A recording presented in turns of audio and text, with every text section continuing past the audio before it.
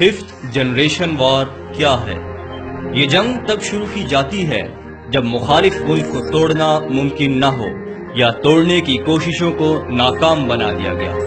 ایسے موقع پر پروپیگنڈا وار کے ذریعے ملک میں انارکی، مایوسی اور افراتفری کی فضا اس انداز میں پھیلائی جاتی ہے کہ عوام مختلف جتھوں کی صورت میں تقسیم ہو جاتی ہے، مختلف علاقوں میں مقامی عملداریاں قائم ہو جاتی ہیں اور ملک عملی طور پر ناکام ریاست بن جاتا ہے۔ ان مقاصد کے حصول کے لیے سب سے پہلے فرقہ وارانہ فساد اور لسانی بنیادوں پر عوام کو تقسیم کیا جاتا ہے۔ سراسیمگی اور خوف و ہراس کی فضا استوار کر کے عوام اور ریاستی اداروں کو باہم دست و گریباں کر دیا جاتا ہے۔ عالمی سطح کی سیاست میں ٹارگٹڈ ملک کے خلاف محاذ گرم کیا جاتا ہے، جس میں عالمی اداروں کے ذریعے اسے دہشت گرد ملک قرار دلوانا، بطور ناکام ریاست کے پیش کرنا اور عسکری تنظیموں کی آماجگاہ جیسے مختلف الزامات لگا کر پریشر ڈلوایا جاتا ہے، اور پھر سوشل میڈیا کے ذریعے ملک کی عوام کو محب وطن فوج سے بدزن کر کے عوام اور فوج کے بیچ غلط فہمیاں پیدا کر دی جاتی ہیں۔ کسی بھی ملک کی فوج کی اہمیت ریڑھ کی ہڈی کی مانند ہے، جب اسے ہی کمزور کر دیا جائے تو ملک پر قبضہ کرنا کوئی مشکل نہیں رہتا۔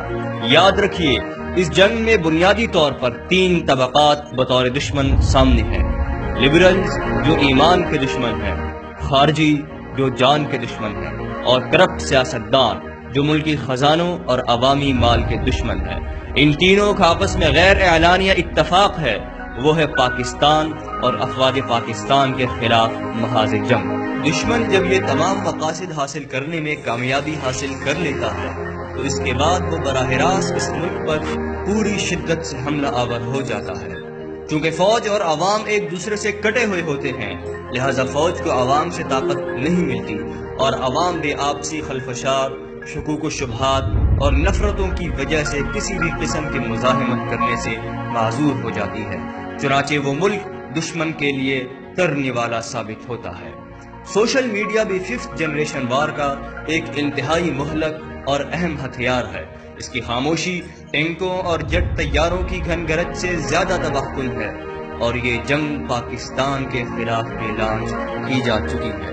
یاد رکھیے، ہم یہ جنگ اسی صورت میں جیت سکتے ہیں جب ہم تمام مسلکی، علاقائی اور لسانی اختلافات کو بھلا کر ایک جھنڈے تلے جمع ہو جائیں اور مذہب، ملک اور ملت کا دفاع کریں۔